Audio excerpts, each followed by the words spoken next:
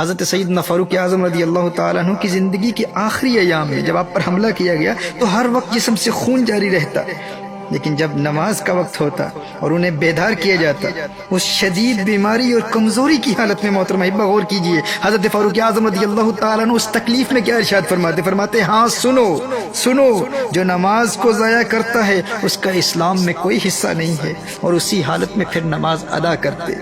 آج ہمارے ہاں کوئی بیمار ہو جائے اور کوئی اللہ کا نیک بندہ اس بیمار شخص کو نماز کی تلقین کرے تو رشتہ دار اس کے دشمن ہو جاتے ہیں۔ بھائی اسے اس کی بیماری کا خیال نہیں، اسے اس کی تکلیف کا خیال نہیں، یہ اس حالت میں بھی اس کو نماز کی دعوت دے رہا ہے، اسے شرم نہیں آتی؟ اور بے شرم و شرم تم کرو۔ آج اگر کوئی اسے نماز کی تلقین کر رہا ہے، نماز کی دعوت دے رہا ہے، تو اگر وہ اس دنیا سے اس حالت میں چلا گیا تو شاید اس نماز کی برکت سے اس کی آخرت سنور جائے، شاید دل سے توبہ کرے اور اللہ جل وعلا ماضی کے اس کے تمام گناہوں کو معاف کر دے۔ یہ تو اس کی آخرت کی دائمی زندگی سنوارنے کے لیے اسے دین کی دعوت دے رہا ہے، تم اسے کہہ رہے تم شرم کرو۔ یعنی جو دین کی دعوت دے رہا ہے، نماز کی دعوت دے رہا ہے، اس کی آخرت کو بچانے کے لیے بیچارے نے ڈرتے ہوئے کہہ دیا ہے تو تم اس کی قدر کرو، تم اس کا احترام کرو۔ بھائی وہ تمہارے بابے کی آخرت کو سنوارنے کے لیے اس کو دعوت دے رہا ہے۔ بھائی کسی بیمار کو نماز کے لیے بیدار کرنا دور حاضر میں تو بہت بڑی بات ہے۔ بیمار تو بیمار، آج ایک ماں اپنے 4 سال کے بچے کو صبح کے وقت اسکول کے لیے بیدار کرنے میں کوئی تکلیف محسوس نہیں کرتی، لیکن 15-16 سال کے بچے کو فجر کے وقت جگانے کے عمل کو شدت پسندی اور ظلم سے تعبیر کرتی ہے کہ یہ ظلم ہو رہا ہے۔ بھائی یہ تھکا ہوا ہے بیچارہ، اس کی عمر ہی کیا ہے، ابھی چھوٹا بچہ ہے، لیکن وہ 4-5 سال کے ننھے بچے کو اسکول کے لیے بیدار کرنے میں کوئی تکلیف محسوس نہیں کرتا، کوئی اسے ظلم نہیں کہتا، کوئی ماں یہ نہیں کہتی کہ اس پر ظلم ہو رہا ہے، یہ کم سن بچہ ہے، کم عمر بچہ ہے، اس کو اس وقت بیدار نہ کرو، اس کو اس وقت تکلیف کیوں دے رہے، کوئی نہیں کہتا۔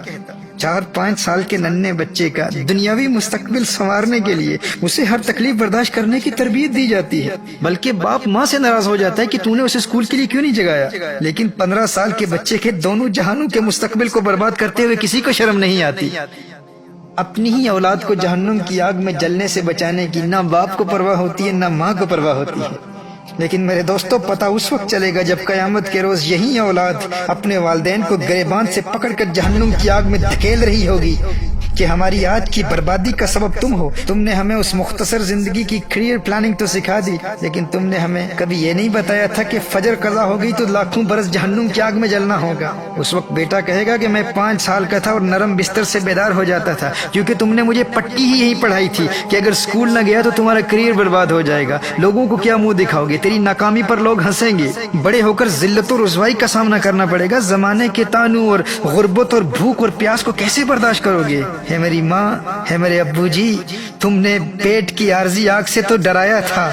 لیکن افسوس کہ اس دن کی آگ کے بارے میں تم نے ہمیں کبھی کچھ بتایا ہی نہیں۔ آج تمہاری وجہ سے میں جہنم میں جا رہا ہوں، جانے کتنے برس جہنم کی آگ میں جلوں گا، اور سب سے بڑی محرومی تو یہ ہے کہ میں خود کو نیک سمجھتا تھا، لیکن آج میرے ماتھے پر لکھا ہوا ہے کہ میں اللہ کے حق کو ضائع کرنے والا ہوں، میں اللہ کے غضب اور ناراضگی کے ساتھ مخصوص ہوں، اور آج تیرا بیٹا اللہ جل وعلا کی رحمت سے مایوس ہے۔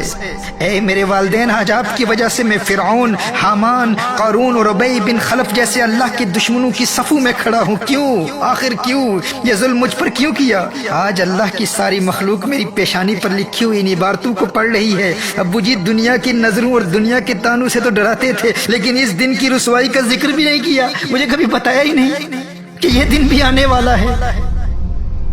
کاش کہ تم نے مجھے جگایا ہوتا، کاش کہ تم نے مجھے نماز کی اہمیت بتائی ہوتی۔ تمہیں فجر کے وقت میرے آرام کا بہت خیال تھا، اور پورا دن جب اسکول میں گزار کر میں گھر واپس آتا تو ہوم ورک کے بارے میں بات کرتے، ہوم ورک کیا ہے یا نہیں، ٹیوشن پر بھیجنے کا اہتمام بھی کیا جاتا، اور جب میں ٹیوشن سے واپس آتا تو فوراً کہا جاتا اب آرام سے سو جاؤ کیونکہ ارلی مارننگ جاگنا ہے۔ عشاء کی نماز کے بارے میں مجھے کبھی تم نے بتایا ہی نہیں کہ عشاء بھی پڑھنی ہے۔ فجر کے وقت جگانے کا اہتمام کبھی تم نے کیا ہی نہیں، کیونکہ تمہیں میرے آرام کا بہت خیال تھا نا۔ ارے جب 5 سال کا تھا تو دنیا کی ناکامی کے ڈر سے اسکول کے لیے بیدار ہو جاتا تھا، تو 14 سال کی عمر میں آخرت کے عذاب سے بچنے کے لیے میں کیوں نہ بیدار ہوتا؟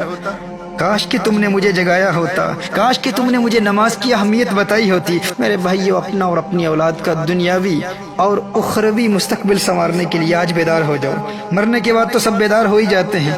اس وقت تو سب کو سمجھ آ جاتی ہے، لیکن سمجھدار وہی ہے جو دنیا میں سمجھ جائے، کیونکہ وہاں تو سب سمجھ جائیں گے اور وہاں سمجھنے کا کوئی فائدہ نہیں۔ حقیقی سمجھدار وہی ہے جو اس دنیا میں سمجھ جائے۔ Everyone will understand in the hereafter, but that understanding will be useless. It will not benefit anyone. A wise man is the one who understands in this dunya. A wise man is the one who wakes up from the sleep of unconsciousness, from the sleep of negligence in this dunya, in this worldly life.